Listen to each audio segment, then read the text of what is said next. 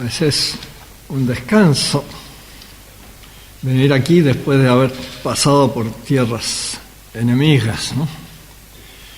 Porque, por desgracia, ahí en la sociedad tomista, pues hay buena gente, pero que no entienden nada de lo que está pasando, ¿no? Están convencidos de que su santidad, filosóficamente hablando, es tomista. Pero él, antes de ser pontífice, sí hablaba que su maestro era Husserl, que de tomista no tiene nada, ¿no? Y Scheller, que tampoco es tomista. Bueno, así que es un descanso poder estar acá entre gente amiga. Ahora, este año el tema era el diálogo entre filosofía, teología y ciencia. Y muchas ponencias no tuvieron nada que ver con el diálogo. Y yo no sé cómo las aceptan, ¿no? Si ponen un tema, ¿no? Bueno, yo pedí permiso para salirme también este año del tema, porque este año se cumplen 100 años del nacimiento del padre Osvaldo Lira, de los Sagrados Corazones, el gran tomista chileno de este siglo XX. De hecho, casi los únicos tomistas que quedan en Chile son los discípulos del padre Osvaldo. La mayoría de los sacerdotes ya no son tomistas, incluso los dominicos ya no son tomistas, por lo menos los chilenos. Quedan algunos, sí, pero bastante raro su tomismo.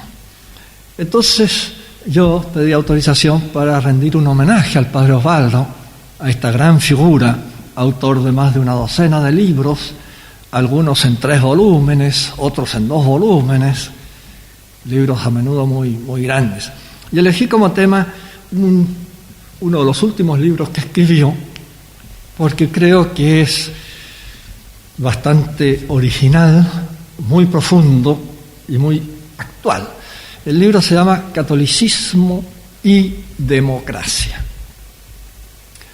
Está dividido en 2 partes, naturalmente, ¿no? Primero el catolicismo y después la democracia.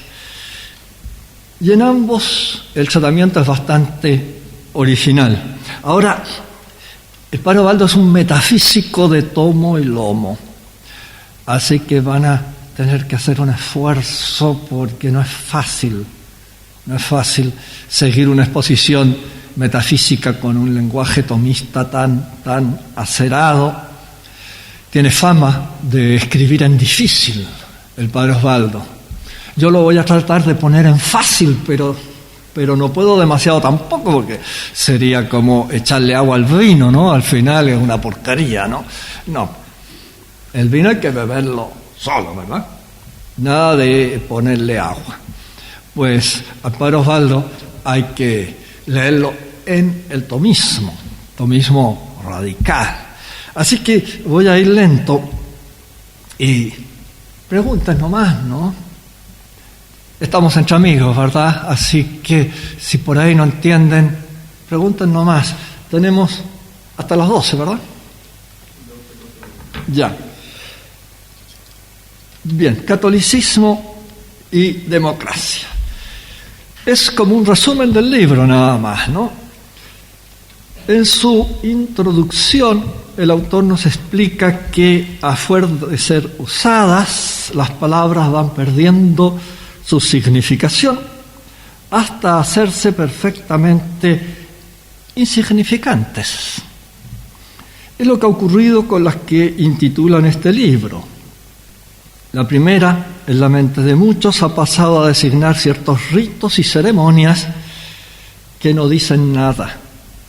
La segunda se ha convertido en la causa final, en el fin último político de sus adeptos, hasta el extremo de que muchos católicos creen más en la democracia que en Dios uno y trino. Es el mundo al revés. Se venera más la fatídica Revolución Francesa que el magisterio eclesiástico. Lo curioso del caso es que los defensores de la libertad de pensamiento son sus peores enemigos, porque conceden el mismo derecho a la verdad y al error. Es decir, se siente horror a pensar. Quien piensa, afirma, y no se refugia en un tímido me parece. En vez de pensar, los demócratas liberales se limitan a sentir. Hemos llegado ya al odio a la verdad, porque si se la buscara de veras, llegaríamos a enfrentarnos con el Creador. Así nos refugiamos en ese cómodo, cada uno tiene su verdad, noción perfectamente ridícula. Bien lo dice la zarzuela: el pensamiento libre proclamo en alta voz y muera el que no piense como yo. Ven ustedes, el padre Osvaldo no se anda con tapujos, ¿verdad? Ni le dora la perdiz a nadie.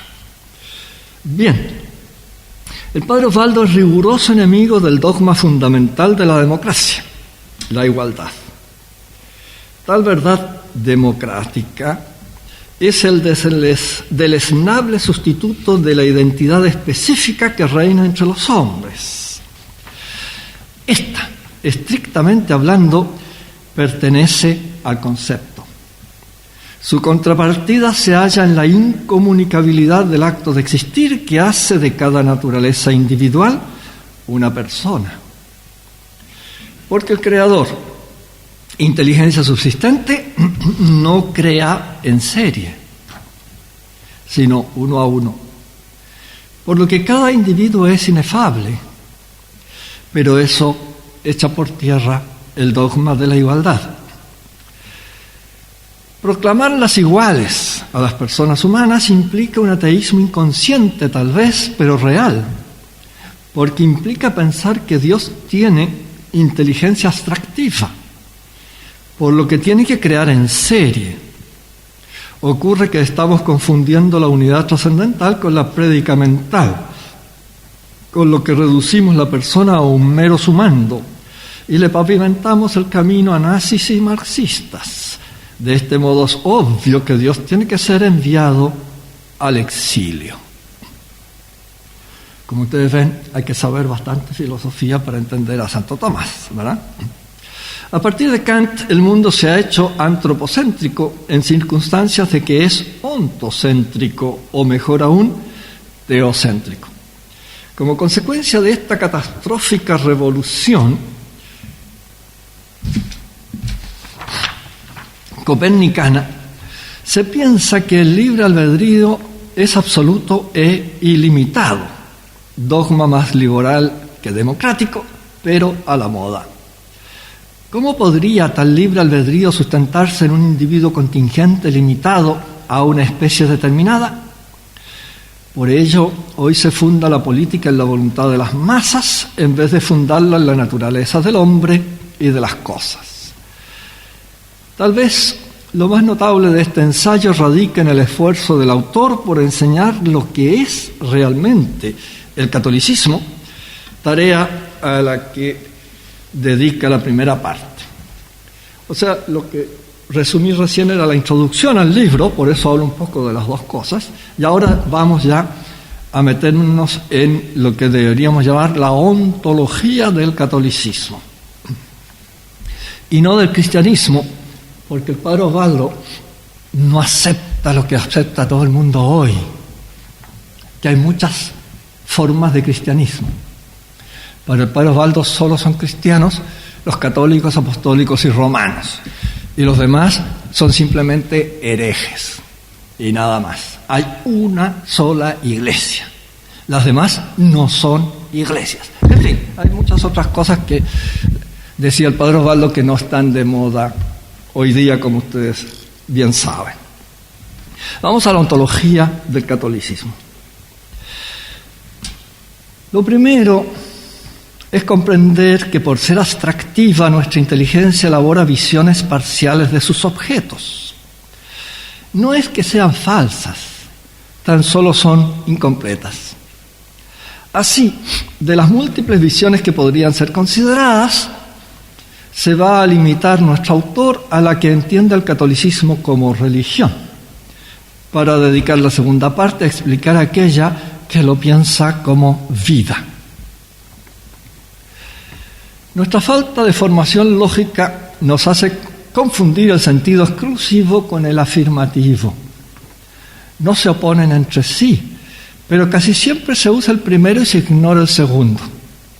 Este segundo no excluye que el predicado afirmado pueda hacerlo de modo aún más intenso. El primero sí. Así, en sentido afirmativo sostenemos que el hombre es sensitivo, en exclusivo que es racional. Aplicado al catolicismo, que es lo que nos interesa, decimos en sentido afirmativo que es una religión, una entre otras.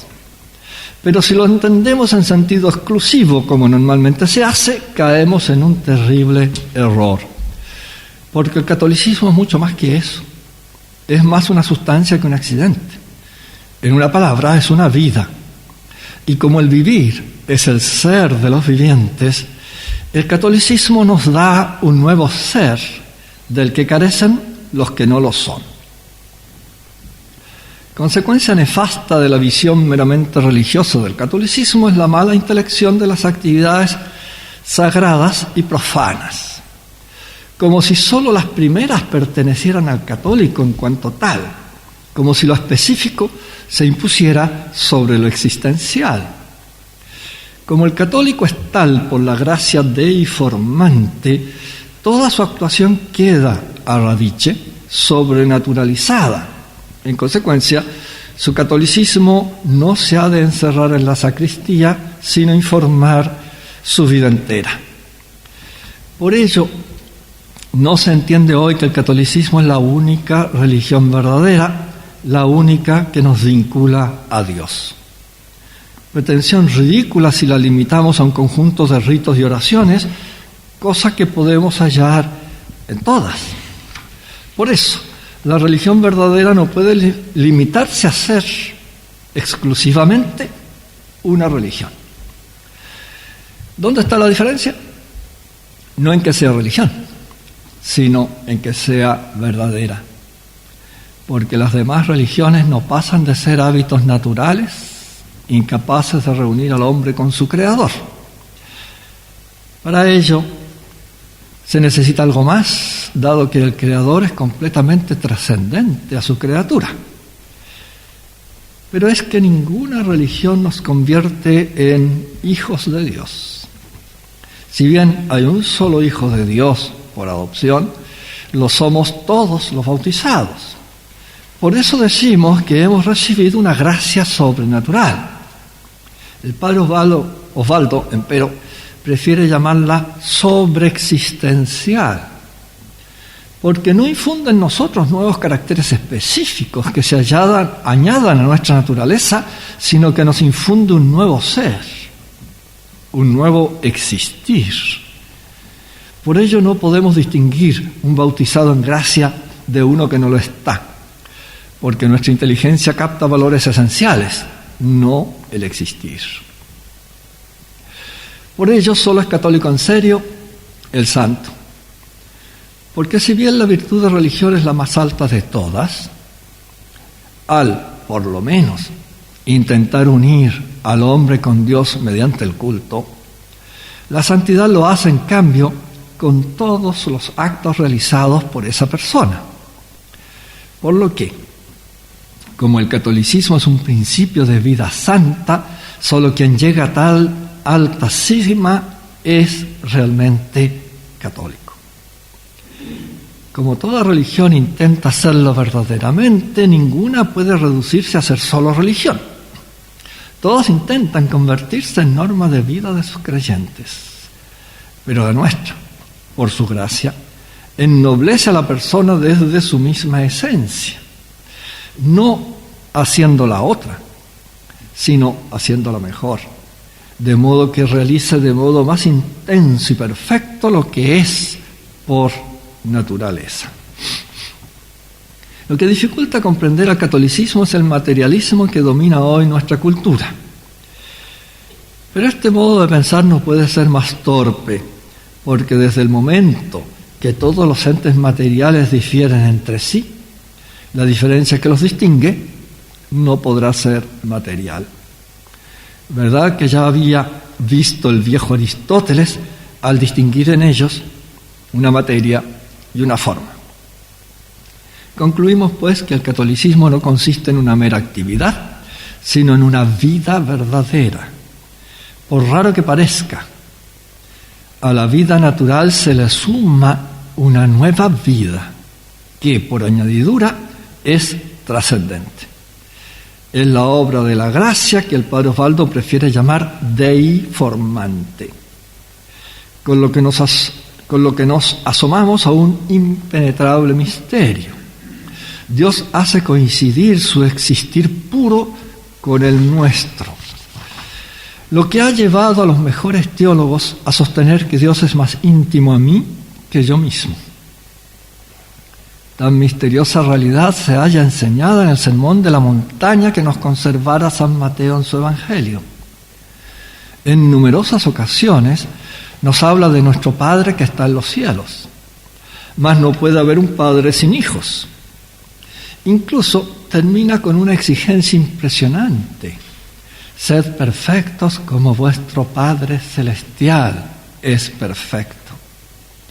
Pero donde se aprecia mejor la intensidad de la revelación es en aquella sorprendente declaración: no llaméis Padre a nadie sobre la tierra, porque uno solo es vuestro Padre, el que está en los cielos. Ante su paternidad sobrenatural, toda otra queda eclipsada. O dicho con otras palabras, nadie es Padre tan intensamente como Dios.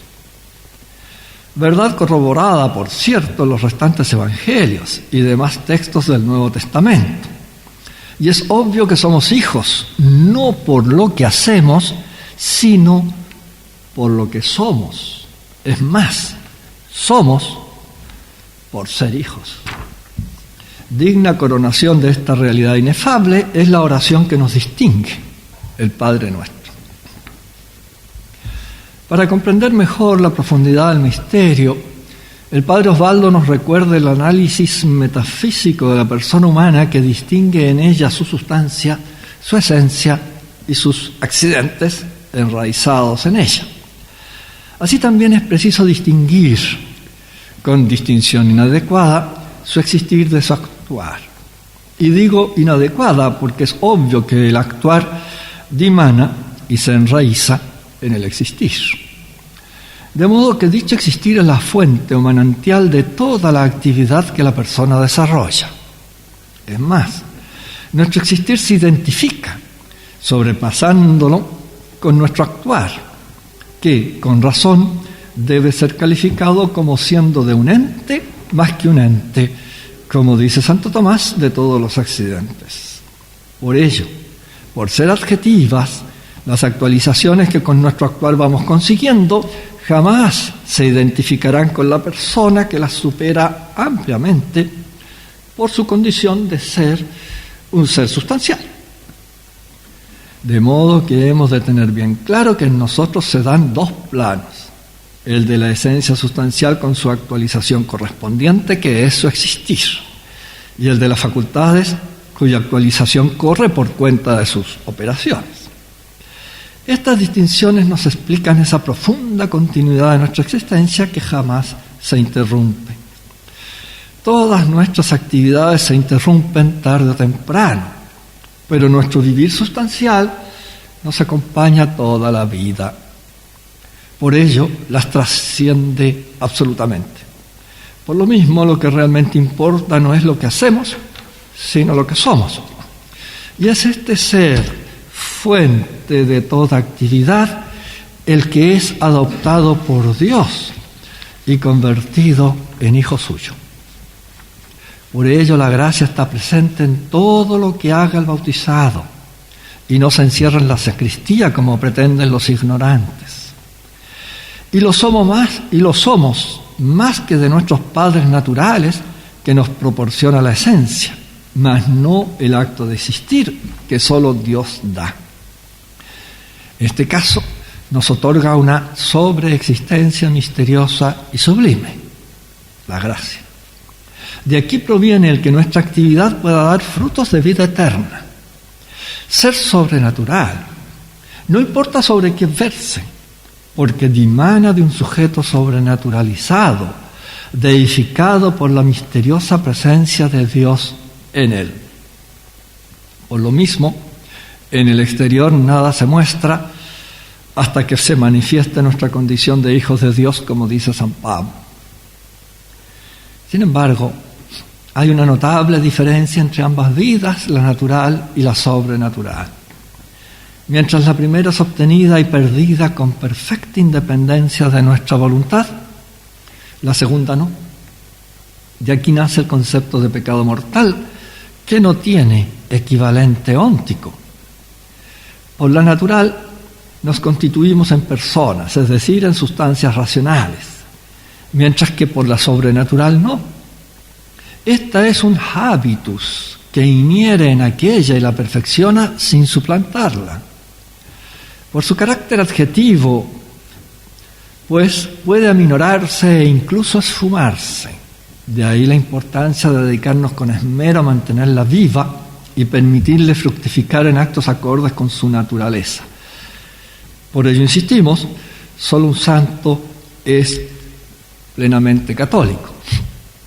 Hago una pequeña observación aquí que me hizo un sacerdote en la Semana Tomista. La gracia, estrictamente hablando, no puede aminorarse, justamente porque es una vida. Se está vivo o se está muerto. Nadie está medio muerto.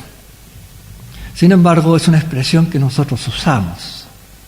O estamos vivos en estado de gracia por muchos pecados veniales que tengamos encima, o estamos muertos por el pecado mortal. Ahora, lo que sí se aminora son las virtudes. La caridad, la fe, que son expresión de esta gracia santificante. De tal manera que sí, como decimos también, mire, apenas le queda un soplo de vida, también podemos decir, bueno, a este cristiano apenas le queda gracia. Pero en realidad es un lenguaje impropio. O está vivo o está muerto. Y no hay término medio. O tiene gracia santificante y es hijo de Dios, o no la tiene. Punto.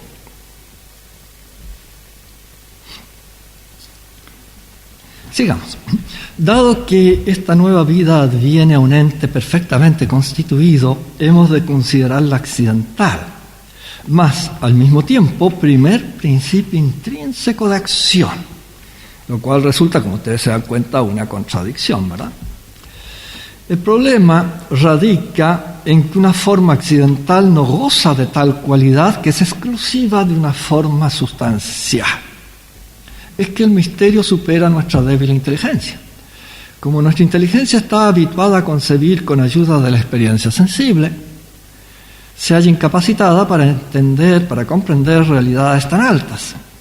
Tan solo mediante la analogía logra algo de luz y comprensión en su esfuerzo por entender la revelación de que ha sido objeto.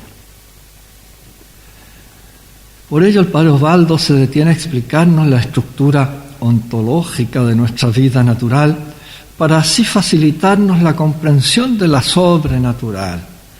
Por supuesto que no se trata de desarrollar toda una antropología, sino de aquellas estructuras que nos permitan comprender algo de nuestra vida sobrenatural.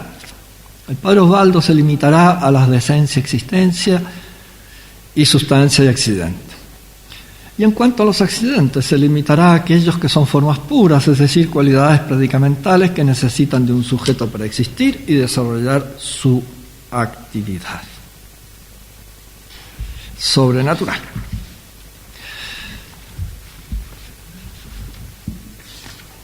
Perdón.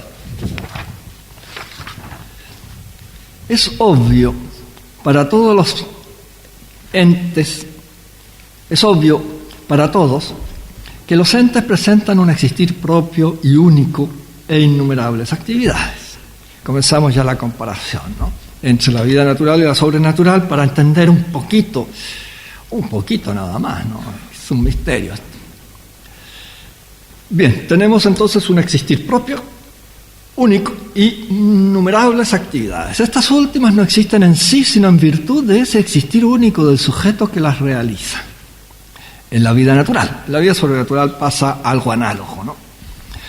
Es evidente, además, que no es lo mismo el actuar que el existir. Este existir nuestro es humano y se ennoblece o perfecciona gracias a nuestras operaciones.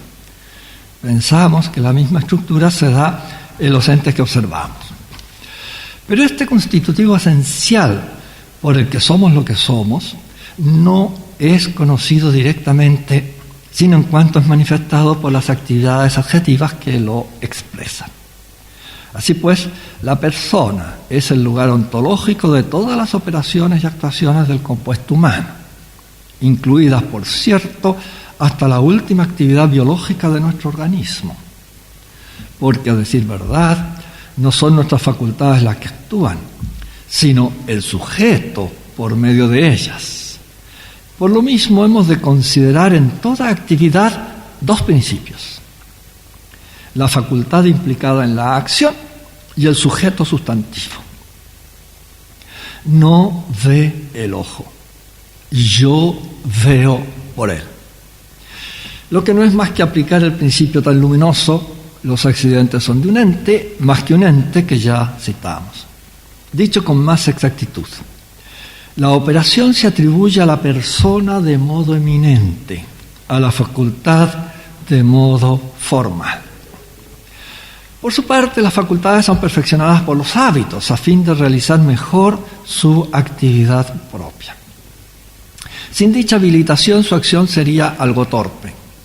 En cambio, convenientemente habituadas, podrán dar frutos de notable perfección. La relación que se establece entre el hábito y la facultad es similar a la que se da entre la facultad y la sustancia en la que radica.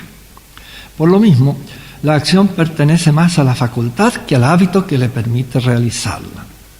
Podríamos decir que se da en este caso una analogía de proporcionalidad propia. Aclaremos que hábitos propiamente dichos se dan en la voluntad y en la inteligencia. En las potencias inferiores hablamos de disposiciones naturales o de meras costumbres. Pasemos ahora a la vida sobrenatural. De modo similar, hemos de comprender el influjo de la gracia deiformante sobre nuestras actividades sobrenaturales. La gracia no suprime la naturaleza.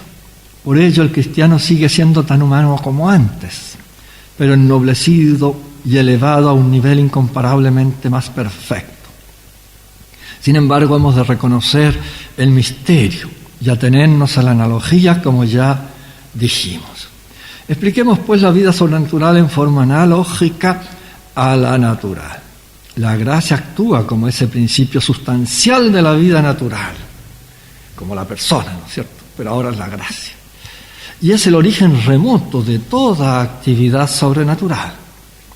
Dicho principio natural está configurado por formas accidentales, las facultades o potencias que son directamente operativas. Esto es la vida natural. Mas aquí ya no hay correspondencia en el orden sobrenatural, porque éste se encarna en el natural y por eso no hay facultades sobrenaturales. En vez de ellas, tenemos unos hábitos sobrenaturales muy especiales, los dones del Espíritu Santo. Es que la gracia es divinizante, mientras nuestra naturaleza es humanizante. Solo Dios puede regir y dirigir virtudes divinas, por lo que el Espíritu Santo se hace presente en el alma en gracia. Pero esta vida se ha incorporado en esa alma, de modo que es ella quien de algún modo debe dirigir su vida sobrenatural. ¿Cómo? El Espíritu Santo pues incorpora sus dones en el alma y la faculta para dirigir su vida sobrenatural. De este modo, los actos sobrenaturales que el alma ejecuta pasan a ser dirigidos por el Espíritu Santo y por ella misma en conjunto. Por eso el apóstol ha dicho con toda verdad: ya no vivo yo, es Cristo quien vive en mí. Este proceso divinizante es universal, abarca a la persona entera, por lo que afecta a todas sus facultades. Y es de tipo existencial, es decir, sin suprimir la calidad humana del sujeto, lo eleva a otro nivel ontológico. Por lo que el padre Osvaldo nos propone la siguiente analogía. La esencia de la persona racional es a sus potencias subjetivas ennoblecidas por sus hábitos, lo que la gracia deiformante es a su cortejo de virtudes y dones del Espíritu Santo. Esta verdad es enseñada en el lenguaje técnico de la teología al decir que la gracia no es un simple hábito operativo, sino entitativo, porque los hábitos operativos sobrenaturales son las virtudes infusas.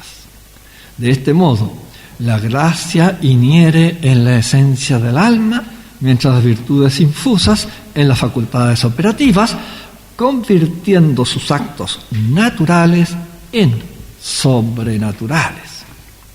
Somos, pues, convertidos en un alguien sobrenatural, compuesto por una persona natural y la gracia deiformante. Pero no nos hallamos ante un monstruo porque hay un solo acto de existir, el de la persona natural. Por ello, no somos hijos naturales de Dios, sino adoptivos. Ante realidad tan misteriosa e inefable, nuestras explicaciones resultan deficientes, pero en algo nos ayudan a comprender tan grandes misterios. Si se nos permite, digamos que la gracia nos confiere un sobreexistir, no una sobrenaturaleza o sobreesencia. Este punto me parece el más original del padre Osvaldo. Yo no sé cómo hay teólogos acá, si algún teólogo antes habló, más que de sobrenaturaleza, hablemos de sobreexistencia. Porque si hablamos de sobrenaturaleza, como la naturaleza es la esencia en cuanto a principio de operación, parecería que recibimos una nueva esencia. Y no hay tal, no recibimos una nueva esencia. Seguimos siendo los mismos animales racionales tan brutos y torpes como antes, ¿verdad? Hemos recibido una sobreexistencia, de modo que esta bestia que somos nosotros ahora es hijo de Dios. Algo así como de lacayo pasamos a ser príncipes, hijos del rey. Sí, pero ahora hay que comportarse como el hijo del rey. Y ahí es donde vienen los dones del Espíritu Santo, las virtudes infusas, a convertirnos realmente en príncipes, a que actuemos como príncipes. Por eso el único verdadero católico es el santo. El único que actúa como hijo de Dios realmente es el santo.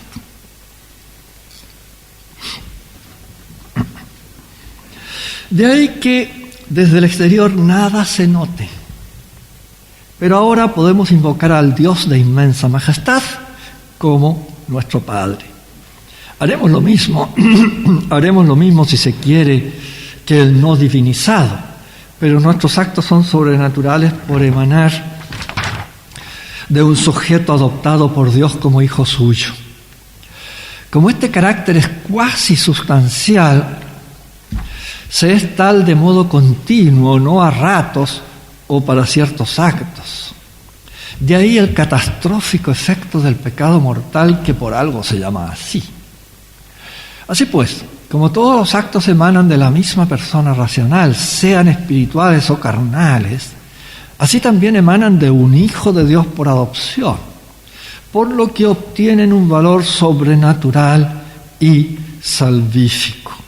Esto me recuerda un libro que encontré abominable, El valor divino de lo humano, de Jesús Urteaga, que es la espiritualidad del Opus Dei. La leí con mucho interés para enterarme de la espiritualidad del Opus Dei y yo no entiendo cómo no fue a parar al índice de libros prohibidos. Si yo hubiese sido en esa época censor, lo habría prohibido. Lo habría mandado al Santo Oficio para que lo incluyera en el índice de libros prohibidos. Desgraciadamente, pues no soy eso, ni mucho menos, ¿no? Pero realmente quedé espantado. Y el título estaba bien, el valor divino del humano. Y el padre Osvaldo aquí lo explica muy bien. Cada acto, no importa qué. Como decía Santa Teresa, si Dios anda entre los pucheros. Claro, una persona en gracia, no importa qué haga, eso tiene valor sobrenatural. Y por eso el padre Báñez, catedrático de prima de teología de la Universidad de Salamanca, dice que si esa viejita del campo le prepara el puchero a su marido que está arando las tierras con más caridad que aquella con la que él prepara su lección de teología, tiene más valor el acto de preparar el puchero de esa viejita que el acto suyo de preparar la cátedra, la clase de teología para los estudiantes de Salamanca. Eso es católico. No las pamplinas que dice Jesús Orteaga en ese libro. Bueno. Entonces, todos los actos, ven ustedes, que hace el que está en gracia, y mientras con más caridad los haga, más sobrenaturales son y más meritorios son. Claro, esto no nos debe llevar a olvidar de que sí, hay actos que de suyo son más valiosos que otros. Por ejemplo, asistir a misa, por supuesto, que vale más que lavar las ollas. Pero si con más caridad lavo yo las ollas, me vale más a mí lavar las ollas que ir a misa distraído y qué sé yo, y porque me obligan. ¿Se fijan? Hay un aspecto objetivo, no se puede olvidar, pero hay también el aspecto subjetivo de esta gracia sobrenatural y esta caridad de informantes, como le gusta decir al padre Osvaldo, ¿no? Por ello no se es católico a ratos o en la sacristía, sino siempre y a toda hora.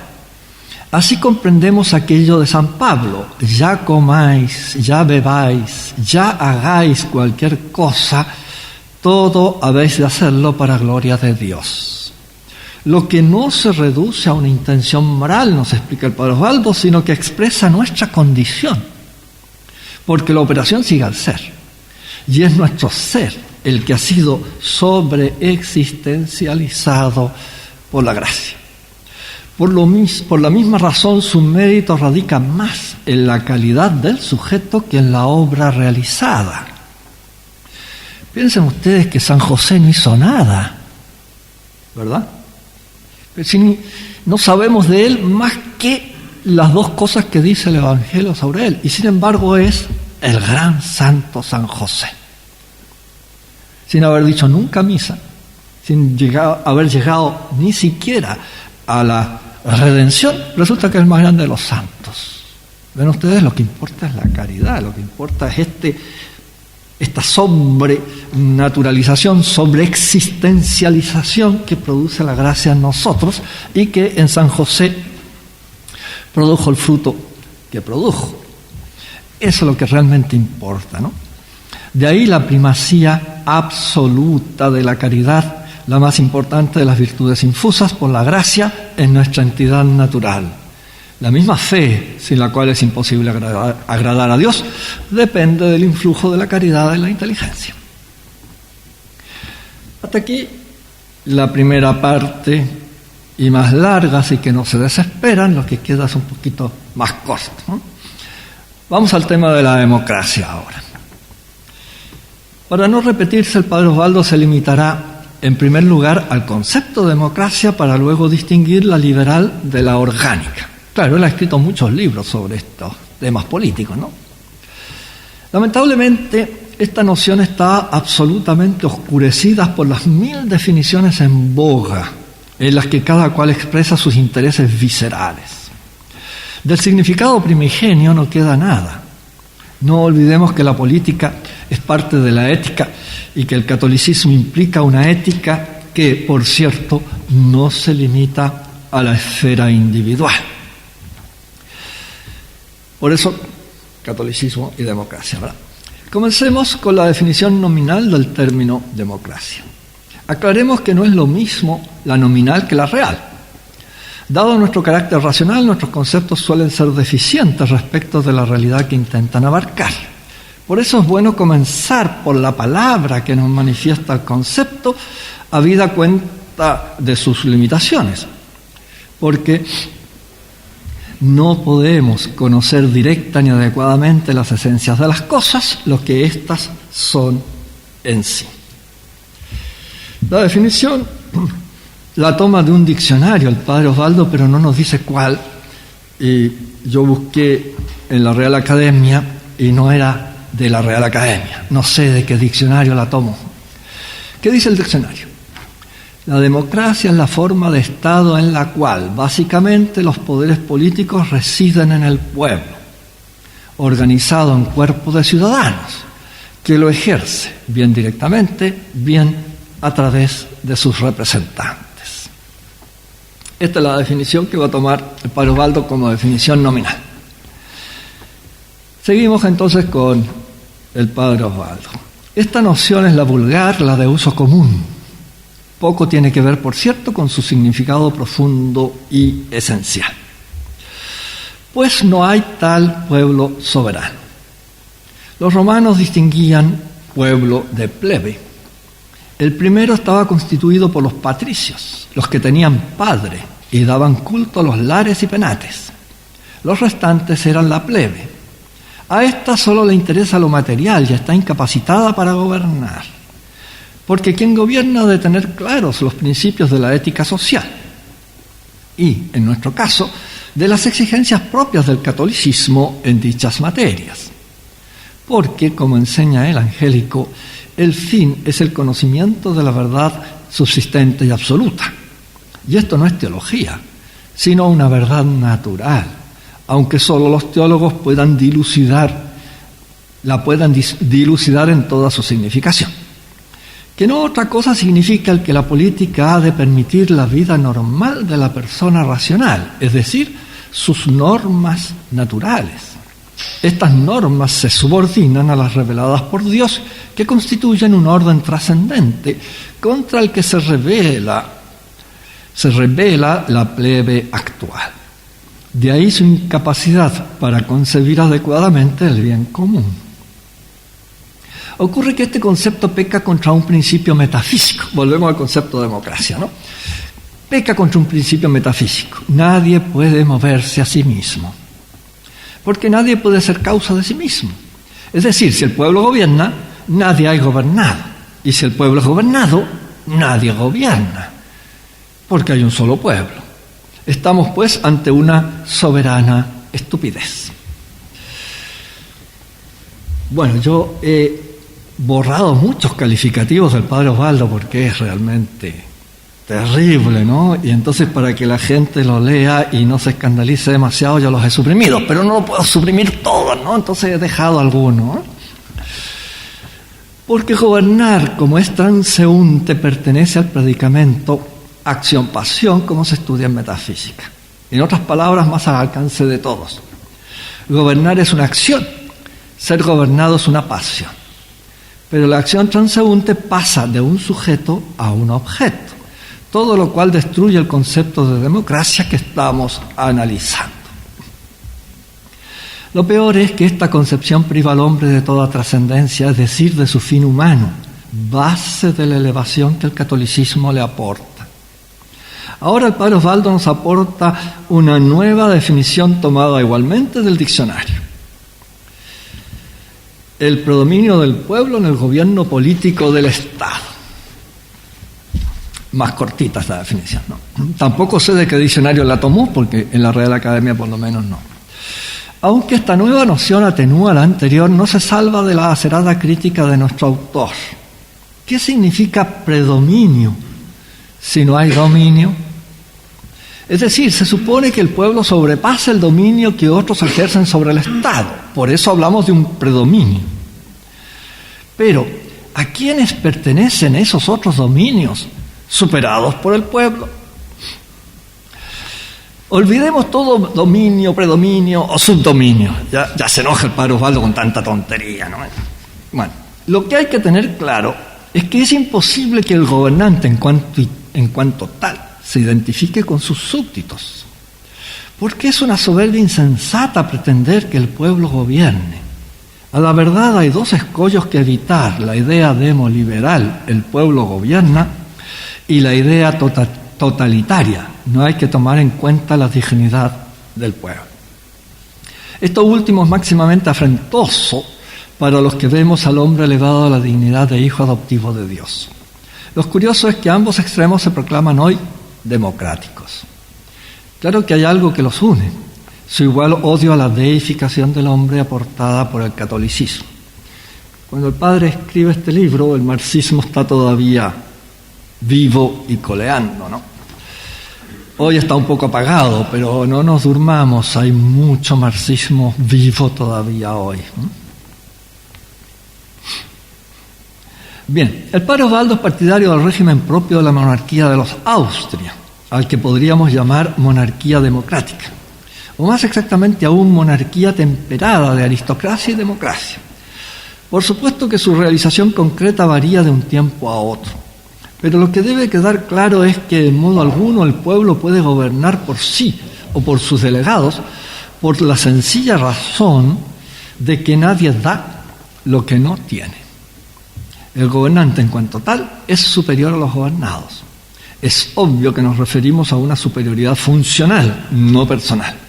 Pero es necesario que conozca los problemas de su pueblo, para lo cual es conveniente que éste elija delegados que los expongan al gobernante. Estos nos gobiernan, pero sin ellos no hay buen gobierno.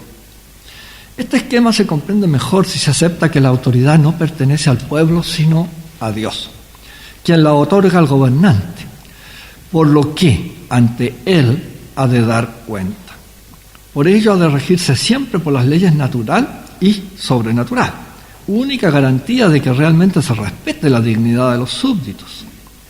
Y no se trata de que marxistas y liberales ignoren cuál es el origen del poder, sino que no quieren saberlo para tener las manos libres y no subordinarse a su autor. Es que no hay otra manera de dar un fundamento sólido a la autoridad. Lo más triste a sus ojos es el espectáculo que dan los católicos que leen el Evangelio en la iglesia y lo ignoran en política.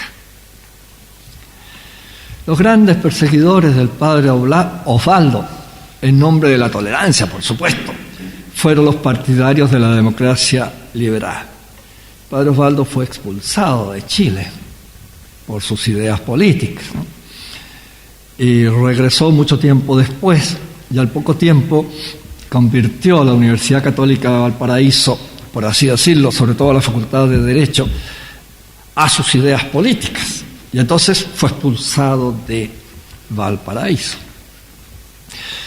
Y prácticamente terminó viviendo en el exilio dentro de Santiago. La congregación compró una casa para meter ahí a este monstruo, ¿verdad? Pero no podía seguir en la comunidad. Y no había manera de echarlo, porque el padre Osvaldo era de una obediencia increíble. Como tenía voto de obediencia, pues obedecía todo, salvo herejías, ¿no?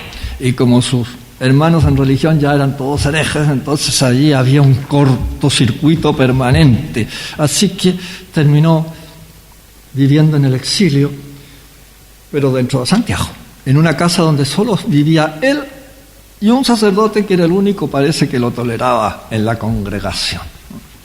Bueno, y todo esto, por supuesto, en nombre de la democracia liberal, de la tolerancia y otras tonterías por el estilo, ¿no? Por ello, hasta fue expulsado de su país natal, se le quitaron cátedras, etc. Pero no lograron amilanarlo. Incluso a él se le quitó la cátedra de teología natural, porque no le daba garantía a la iglesia. Entonces la cátedra se la dieron a un jesuita, que dedicaba el primer semestre a explicar a Kant y el segundo semestre a explicar a Hegel. Imagínense la teología natural que se enseñaba en el Instituto de Filosofía. Tanto que el presidente, el director del instituto, me dijo: Juan Carlos, por favor, haz un seminario, porque estos pobres chiquillos les han echado a perder la cabeza. Y yo lo hice varios años, pero nunca tuve más de 4 alumnos, 5 alumnos. Y una vez pregunté por qué. Y los chiquillos como que no se atrevían a decirme. Y al final me dijeron, mire, es que después del curso de teología natural que nos da este padre, nadie cree que se pueda decir nada de Dios. Entonces cuando llega a su seminario, existencia de Dios, pues solo 4 se inscribían en mi seminario. Los demás decían, no, si es imposible. El que le quitó la cátedra al padre Osvaldo fue el padre Medina, hoy cardenal de la Iglesia. Bien, volvamos. Estos suelen definir la democracia como el gobierno del pueblo, por el pueblo y para el pueblo. Expresión con que se complacen en engañar a los filisteos y a los beocios. Supongo que ustedes entienden lo que son los filisteos, ¿no? Tal vez no entiendan los beocios tan claro. La Beocia es una parte de Grecia y no sé qué problema habrá tenido con Atenas, ¿no?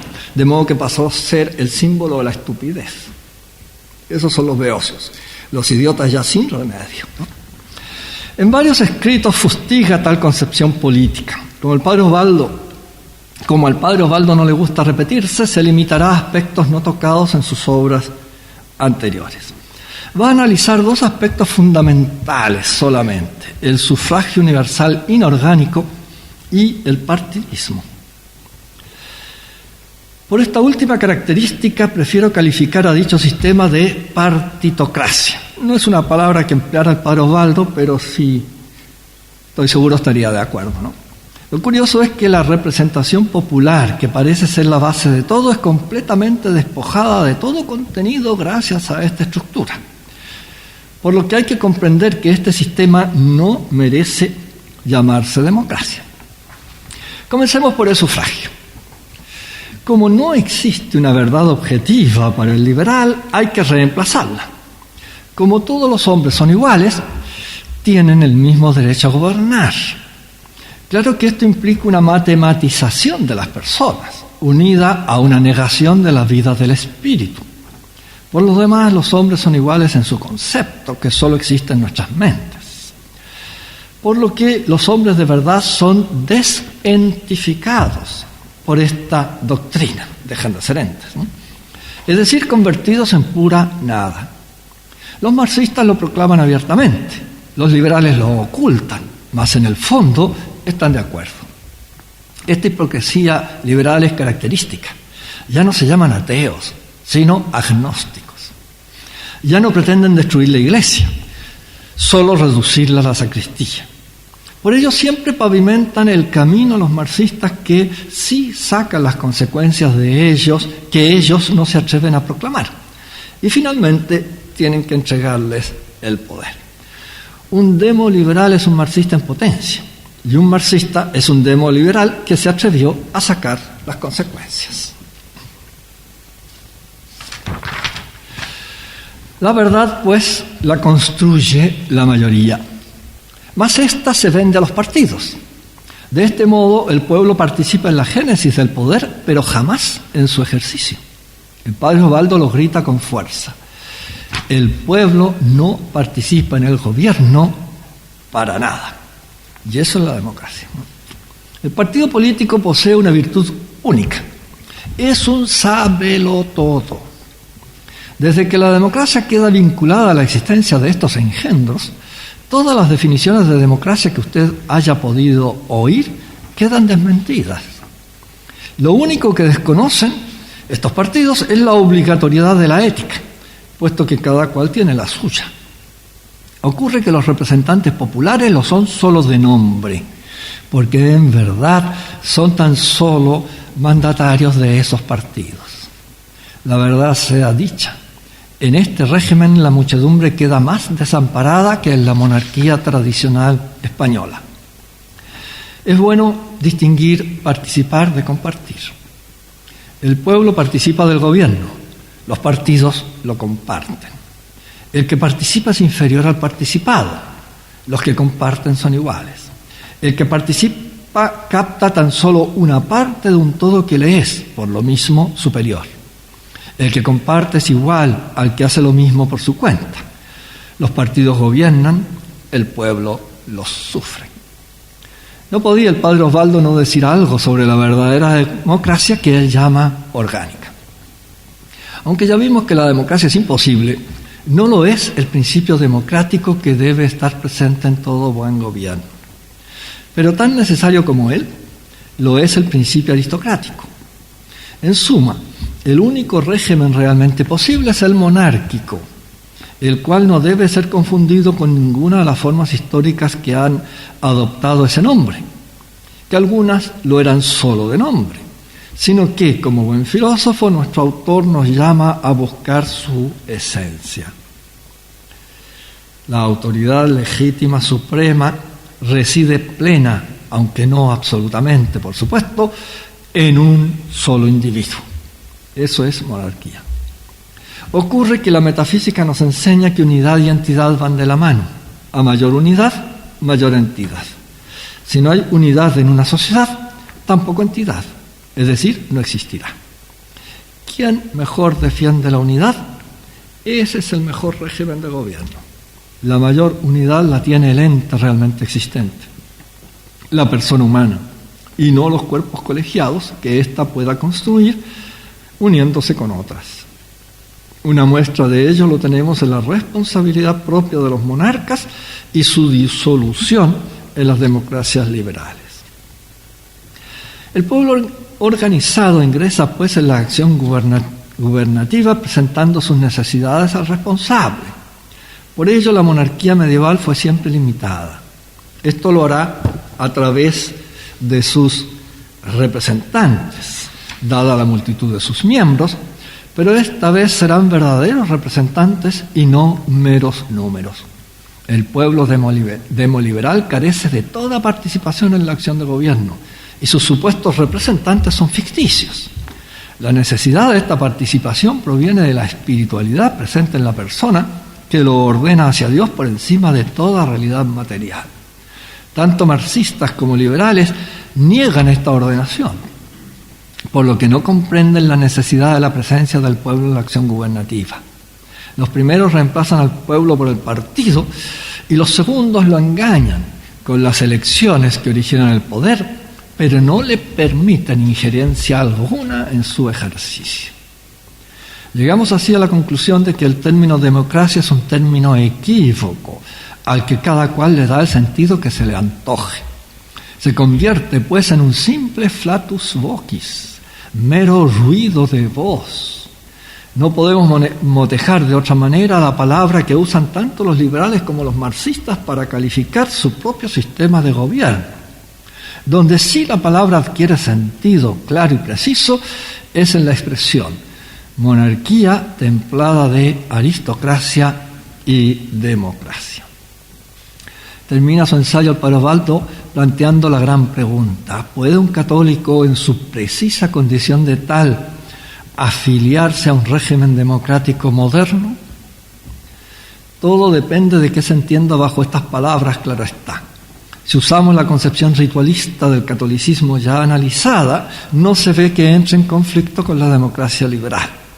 El católico se queda en el templo, o en la sacristía, si ustedes quieren, ¿no? Y el político vocifera en la plaza. En ambos casos estamos ante caricaturas, pues ninguna de las dos concepciones corresponde con la realidad que pretende significar. De hecho, lo que sucede en la realidad es que estamos ante dos visiones de corte liberal, aplicada una a la religión y la otra a la sociedad civil. De ahí que hoy los católicos han desarrollado una forma de cobardía moral que los hace creer que su situación es normal e incluso la mejor. Más exacto sería decir que no se tocan, se ignoran entre sí.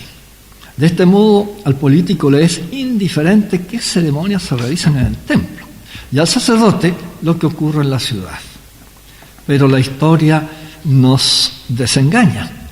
No hay ideología más inconsecuente consigo misma que el agnosticismo liberal. Con una hipocresía repugnante, el liberal comienza proclamando la libertad absoluta para luego prohibir la verdad. La historia de Occidente está llena de ejemplos que lo demuestran hasta la saciedad.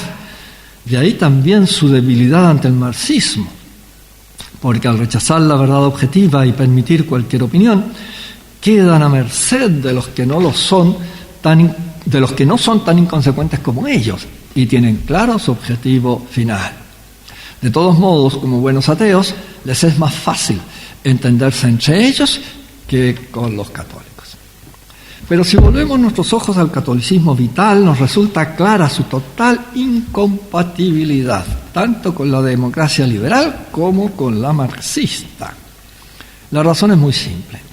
Este régimen político se funda en la voluntad mayoritaria sin considerar para nada la ley natural ni la eterna. Si bien algunos la defienden diciendo que se trata de una quimera que no es realizable, por lo que, de hecho, ha dado origen a un régimen en que se puede convivir en paz, hemos de comprender que un régimen que se basa en la voluntad y no en la inteligencia se abre a las más funestas especies de arbitrariedad y totalitarismo. No olvidemos que Hitler consiguió muy democráticamente su poder. Lo mismo Salvador Allende. Las mayorías amorfas no aceptarán jamás la verdad. Han dejado a Dios por el hombre, a la ley natural y eterna por el capricho del momento, a la racionalidad por los apetitos desatados, incluso los más vergonzosos. Por revelación, el católico sabe que Dios es el origen de toda autoridad, de todo poder, como ya lo hemos explicado. Pero el liberal cree que su origen está en el pueblo masificado. De ahí su proclamación de una dignidad humana absoluta y sin restricciones, con lo que vuelve a chocar con la noción de criatura que el catolicismo adjudica al hombre. Se podrían seguir citando otras incompatibilidades, pero creo que con estas bastas. En cambio, el régimen monárquico, atemperado por aristocracia y democracia, puede ser presentado como una consecuencia del Evangelio, porque en él se puede construir el orden que nos lleva al bien común inmanente, el cual se ordena, a su vez, al trascendente.